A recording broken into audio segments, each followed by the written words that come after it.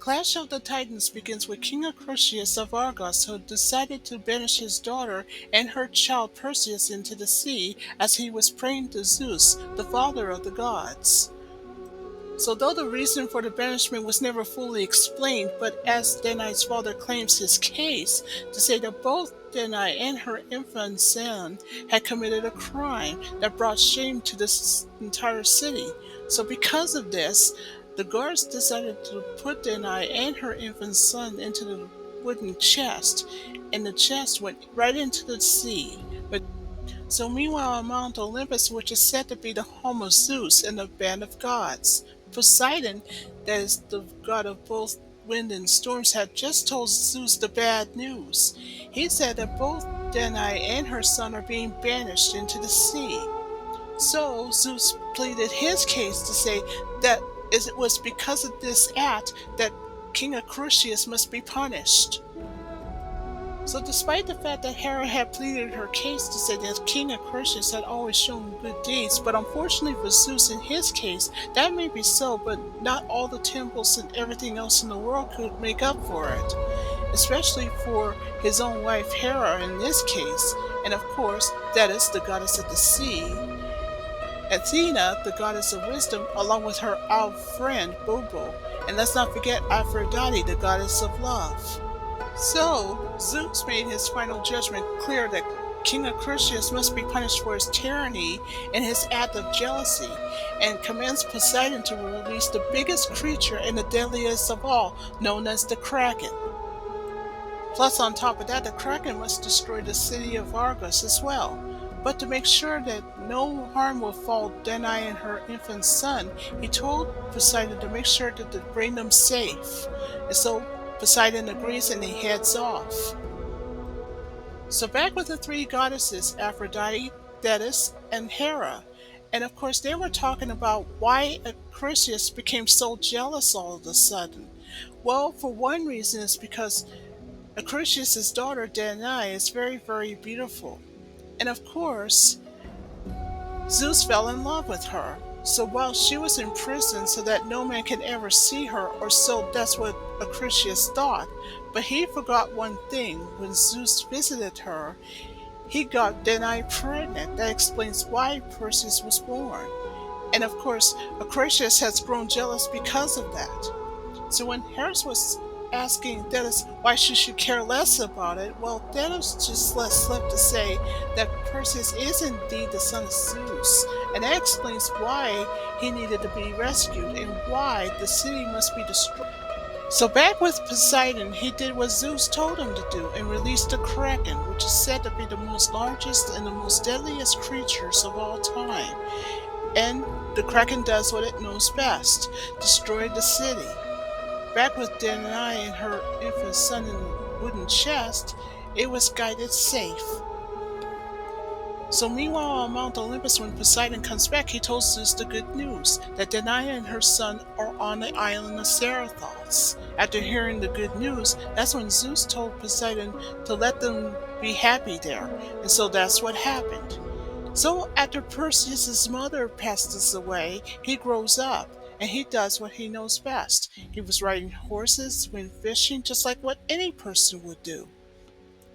So back on Mount Olympus, even though Zeus was so happy that Perseus has a happy life, but not so for Calibos, which is Thetis' son. Well, in Zeus's case, according to what he told Thetis, that her own son must be punished. And why is that? Because ever since birth, she was indulging him, spoiling him to the core, so to speak. She gave him the wells of the moon to rule, and all he did was slay all the winged horses, and now only Pegasus survives. So Zeus made his final judgment clear to deform Calibos and to shun him through all the swamps and marshes, where he remains. So after Thetis had pleaded her case to say that Calibos was supposed to be marrying Andromeda, but now he's not going to anyway, according to Zeus in his case. So Hera tries to make Thetis feel better to say that maybe Zeus will change his mind, but unfortunately not so for Thetis.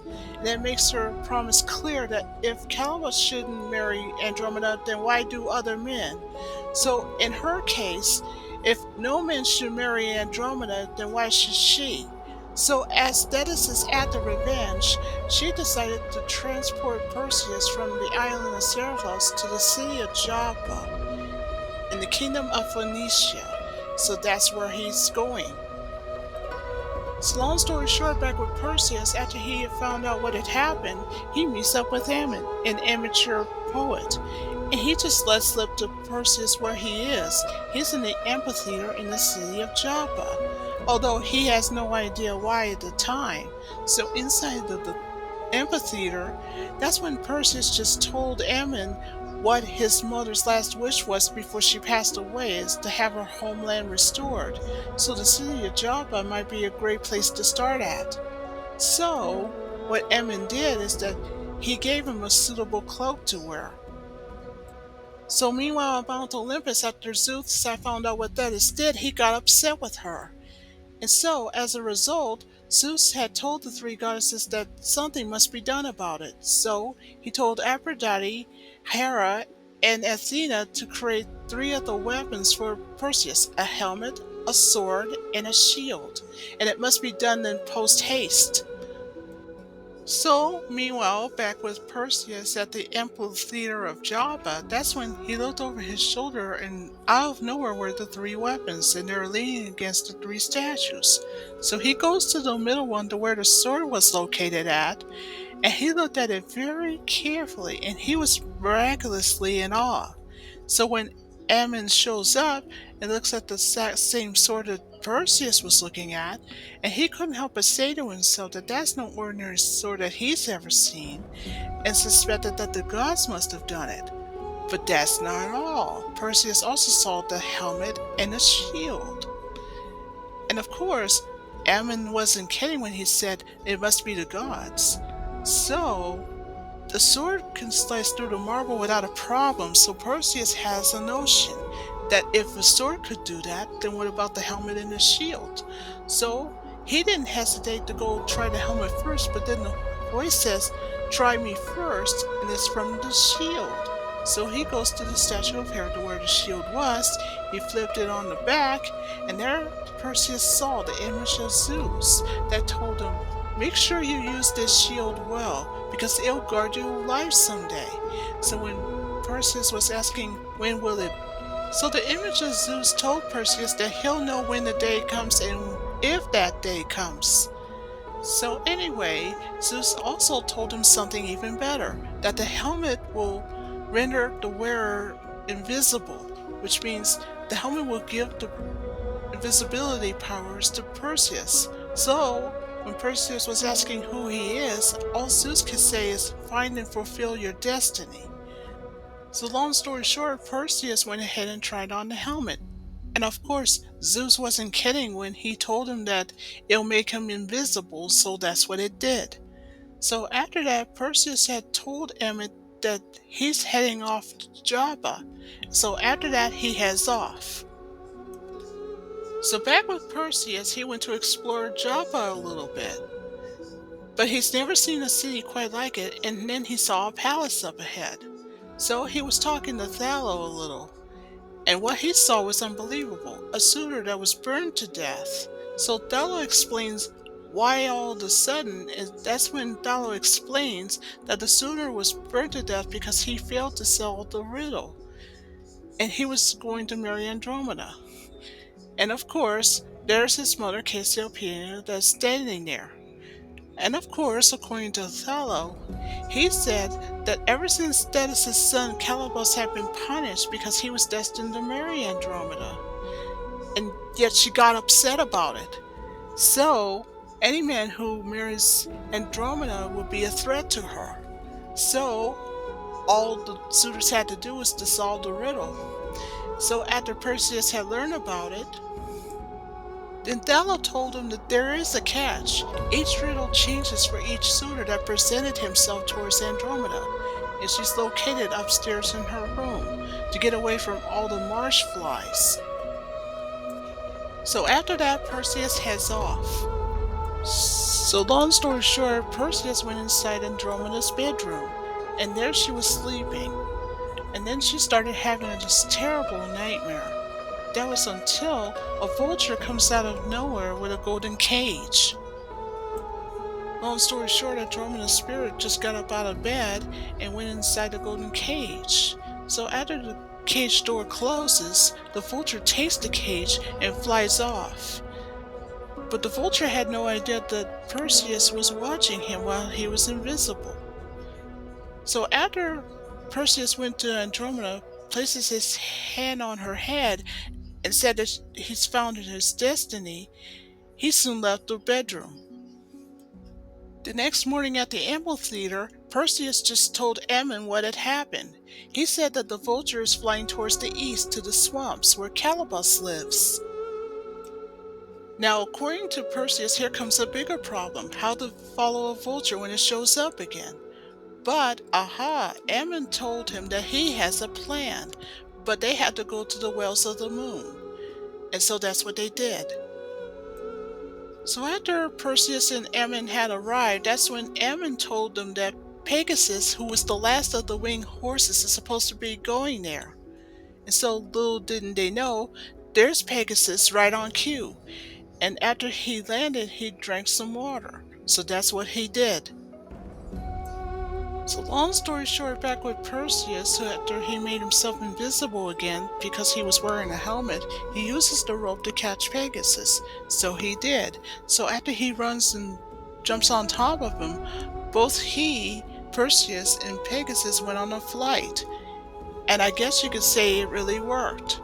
So after Pegasus and Perseus came back, that's when Perseus gave him a drink of water from the helmet and said that we did it, although Amnon agrees, but then said that Perseus is the one that did it. So meanwhile in Andromeda's bedroom, Andromeda's spirit did the exact same thing as it did every other night: be taken to see Calibos in the golden cage that was carried by the vulture, of course.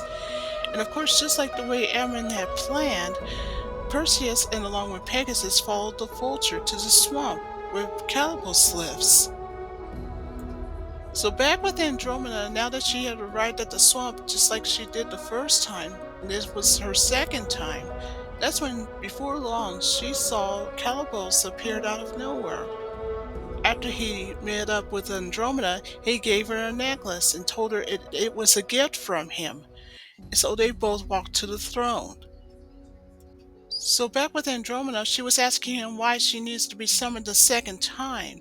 Well, according to Calibos, what he says in his case, if he couldn't look upon Andromeda's beauty, he can see his life's mirror. So he decided to mark Andromeda with a brand new question for a would-be hero, so one of his men agrees with it, and did it right away. So after she remembers the riddle that she was supposed to ask, that's when she told him to release her soul. So after that, Calibos sends Andromeda away. But Calibos should have realized is that something or someone else was also there, but he was unaware of it. So long story short, back with Perseus, who was looking for Pegasus everywhere, but that was until he didn't realize he was about to be attacked, when Calibos appeared out of nowhere. Well, bad news for Perseus, during the attack he lost a helmet, but luckily for Perseus he struck back. So the very next morning at the palace's chapel, there's Cassiopeia has just told everyone if there's any man who wishes to seek a hand in marriage for Andromeda to make himself known, and that's when Perseus appears out of nowhere and along with Ammon. So Perseus was more than happy to introduce himself. So after that, Andromeda was more than glad to ask him a riddle, in which she agrees. So she did. And of course the answer to that riddle was very simple. A ring, a pearl ring. And so as evidence, Perseus shows everyone the pearl ring, and along with the clawed hand of Calibos. According to Perseus, that ring was given to Calibos himself from his mother, that is, the goddess of the sea. And so Perseus was asking Andromeda if that's the answer she's looking for, and of course Andromeda says yes. So after that, Perseus just let slip to everyone how Calibos and himself had fought in the swamp just previously. But instead of killing him, Perseus has spared Calibos' life, but under one condition: if he renounced his curse, and so Calibus agrees. And so Perseus told Andromeda that there will be no more nightmares for her. She's completely free, or so that's the case.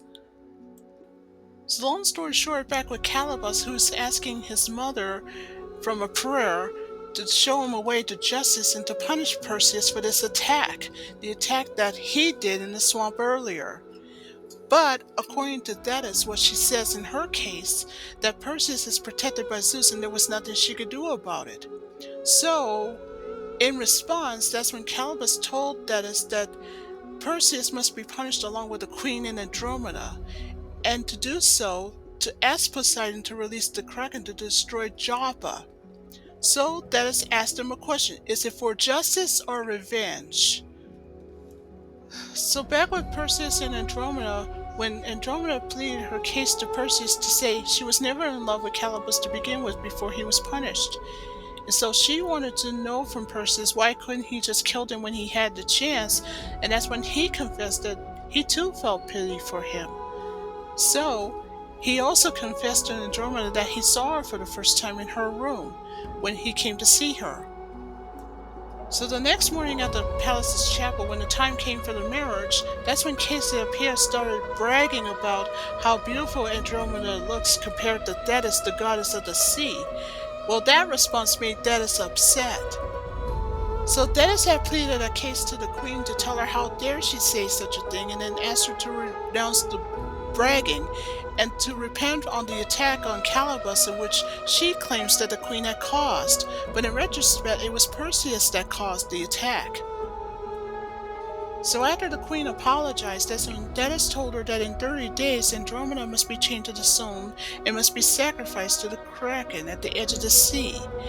And therefore, according to what Thetis says in her case, that she must be delivered before sunset, or else, as Thetis says in her case, Joppa will be destroyed by the Kraken along with everyone. So as the queen's punishment for bragging and the inflicted attack on Calibus, that leaves 30 days for Andromeda. So back with Perseus and Amnon, after Perseus had told him that there must be a way to defeat the Kraken somehow, but Amnon said that there's no way. But there are 3 women that could tell him on how to do it, the Stygian witches. He said that they may be blind, but they are wise beyond their years, and their shrine are days away. Of course, Dallo just let slip to say the queen's advisors went to see the witches once, but there's a problem. None of them have ever returned. But then Pegasus says that there's only one solution. Pegasus can take them there, and that would take at least 3 days, tops, or so he thought. But what Perseus doesn't even know is that meanwhile at the Whales of the Moon, someone has gotten there first, and that someone was Calibus, and he had just horse-napped Pegasus. The very next morning, when Andromeda, along with Thallo, his men, and Perseus and Ammon had arrived, they hadn't seen Pegasus anywhere. That's because they were unaware that Calibus had already gotten to him first. Since Perseus is unaware of this news, he then says in his case that there's no way he can wait for Pegasus any longer, so he has to find the witches of his own, but Andromeda wouldn't allow it. So what she did is that she told the queen's guards to inform the queen that they can ride only as escort. The guard agrees, and then he heads off. So Dallo, his men, Perseus, and Ammon decides to follow Andromeda to find their own way to the shrine. So long story short, meanwhile on Mount Olympus, when Athena had told Zeus the bad news that unfortunately her helmet is gone, lost forever in a swamp. So Zeus told her to replace it with some other gift, her owl friend, Boo Boo. But when Athena refused, that's when she asked the blacksmith to build a robot double of Boo Boo instead.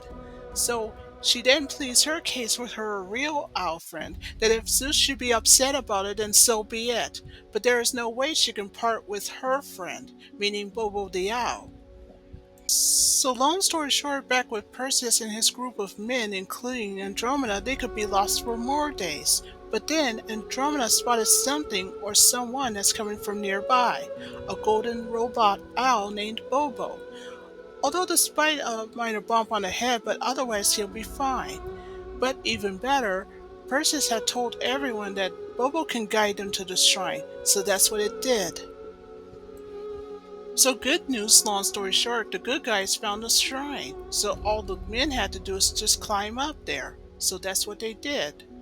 Anyway, on the way up to the top, that's when Dello decided to carry Bobo on the way. So that's what he did. So meanwhile, inside the shrine where the three women live, the witches of course, that's when one of them saw Perseus coming by. So when Perseus had told the witches not to be alarmed and that he came in peace, so they decided to get a closer look. At least that's what they thought. That was until, thanks to Thallo, long story short, he releases Bobo to take the eye away from them. Although, long story short, Perseus had assured the witches that the eye is going to be fine unless he gets an answer of a couple questions from them, so the witches agreed. So the first question from Perseus was, how is he going to defeat the Kraken? Well, one of the witches explained that Medusa the Gorgon is the one to do it, and as legend has it, that one look from her can turn anybody to stone. So all Perseus has to do is to claim the head of Medusa on his own. And as for the blood, according to what the witches said, it is said to be most deadly and poisonous. And of course they swore they told the truth, and nothing more or less. So what Perseus has to do is to find Medusa, and where else? At the Isle of the Dead in the edge of the underworld. So before leaving, Perseus gave the eye back to the witches, and so after that he left. Later that night, Perseus had discussed the plan to Ammon that the very next day, Perseus and a group of men must travel to the Isle of the Dead the very next day. Then Ammon just let slip to Perseus to say that Medusa wasn't always the Gorgon that she was. She was once a priestess to Aphrodite once upon a time. That was until she was caught in the act having an affair with Poseidon. But after that, Aphrodite got upset with her, and so as punishment, Medusa was turned into a Gorgon, an apparition, as Ammon said in his case, that if anybody looks at her can be turned to stone. Andromeda, on the other hand, was very worried for Perseus, but he told her that there was no other way, there was no other choice, it must be done. So he told her that the very next day she must go back to the city with Ammon, but she refused and wanted to go along. Although Perseus agrees, but under one condition, if she can go before sunrise, that's when Perseus and the rest of the men will leave. So long story short, the very next morning after Andromeda found out that Perseus, Dallo, and a group of men had already left, well, luckily for Perseus, Dallo, and a group of men, they had arrived at the river Styx. So before Perseus can head off, that's when Dallo gives him a coin. It's for Charon, the ferryman, that would be more than happy to take Perseus and the three men that would go along with him to board aboard a boat. So they did. And what Perseus did first was to blow a horn for Charon, the ferryman, to arrive. So by the time that the ferryman had arrived, all four of the men boarded a boat. So long story short, thanks to the ferryman, all four men had arrived at the Island of the Dead, also known as Gorgon Island. So before Perseus and the rest of the three men had arrived to where Medusa lives, that's when Perseus gave them the advice. On the back of the shield is a mirror, so no reflection can harm Medusa, and whatever you do, never ever under any circumstances look at her in the face. So they head off. So long story short, back with the four men, now that they have arrived at the temple to where Medusa lives, little didn't they know that one of the men was killed by a two-headed dog when it appeared out of nowhere. But long story short, thanks to Perseus and that battle that he had with the two-headed dog, he kills it. So now there's only three men against Medusa. So back with the three men that were inside of the temple to where Medusa lives, little didn't they realize that one of the men just got shot in the back by an arrow by Medusa herself. And I'm not kidding when I said that Medusa is pretty handy with the bow and arrow set. So there she is, and as you may have guessed it, long story short, another man gets shot by an arrow in the back, and on top of that, he gets turned to stone, so that leaves only Perseus. So long story short, back with Perseus, he's now face to face with Medusa herself.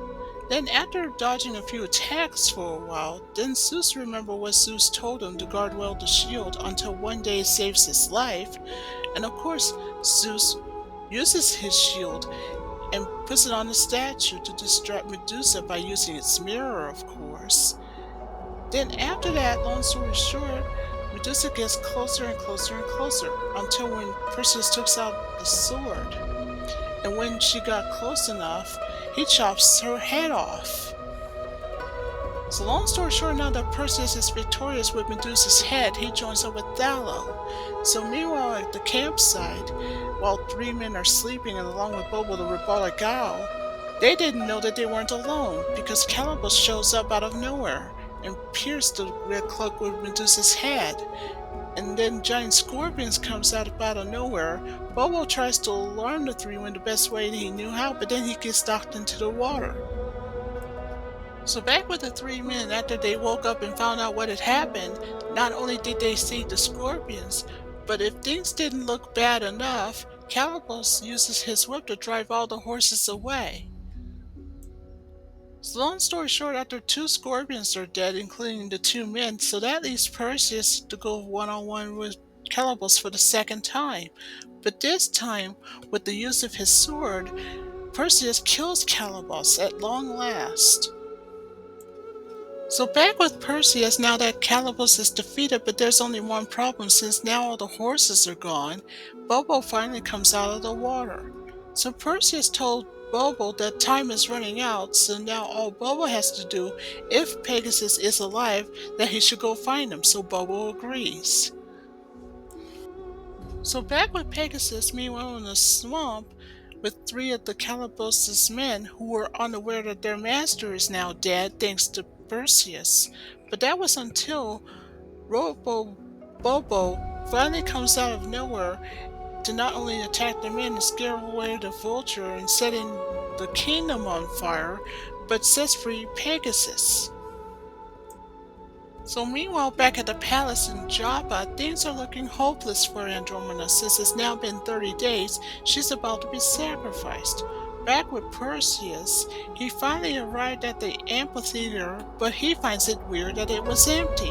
That's because everybody was at the palace at the time. So long story short, back with Zeus on Mount Olympus, he finally gives the command to have the Kraken released. Back on Earth, and meanwhile back at Joppa, poor Andromeda was so horrified, things are looking bad for her. So after the soldiers, along with Ammon, the queen, had reached to the end of the sea. So after that, one of the guards agreed to chain up Andromeda to the rock, where she'd be sacrificed, just like what Thetis said. Back with Poseidon, he released the Kraken, just like Zeus told him to do. Back with Andromeda, who's still chained to the rock, that's when she sees the Kraken coming out of the water. So long story short, back with Perseus, who's now on Pegasus, they were trying to hurry up to rescue Andromeda, so they know that there's no time to lose. So meanwhile, back with the Kraken, who just moments ago came out of the water to scare everyone, and of course, to make things even worse, he was trying to grab Andromeda, and just when things were looking bad, out of nowhere were Perseus and Pegasus, and they showed up just in time. So back with Perseus, now all he has to do is get Medusa's head out of the cloak that he just had. So back with Boo-Boo, the robotic owl, who was knocked out at the moment, but despite a minor setback, he saw a sack floating in the water. As for Perseus, back with him, he tries to swim ashore, and luckily he made it. So back with Bobo, the robotic owl, he picks up the sack that was floating in the water. So after that, he went over and gives it to Perseus, where Perseus catches it, and luckily he did. So after he unwraps the sack, he shows the Medusa head to the Kraken. And wouldn't you know it, it really worked. So after looking at the head of Medusa, the Kraken turned to stone. After that, it was cracked and defeated. So back with Perseus, now that he knows that the Kraken is defeated, he throws the Medusa head into the water, knowing that he'll no longer be needing it. As for Pegasus, he later comes out of the water unharmed. Back with Perseus at the sacrificial rock, the guard from the palace of Joppa gives Perseus the keys to unchain Andromeda. So finally, Perseus and Andromeda are reunited at last, and they went to the queen. As the film comes to an end, long story short, meanwhile back on Mount Olympus, when Hera was asking Zeus after Zeus had congratulated Perseus and his triumphant victory, she wanted to know what would become of the gods if there are more heroes like him. According to Zeus, in his case, then he and the rest of the gods will no longer be needed. He also says that any vengeful acts against Perseus are now forbidden, because he has done well, and he'll be rewarded. In Zeus's case, meanwhile, back on Earth and in the Joppa's palace chapel, he isn't kidding, because Andromeda and Perseus at long last are now married. And as for Amnon, he told Bobo the robotic owl that he should write a book about it. And of course, not to worry, he will never leave Bobo out because he's now part of the story.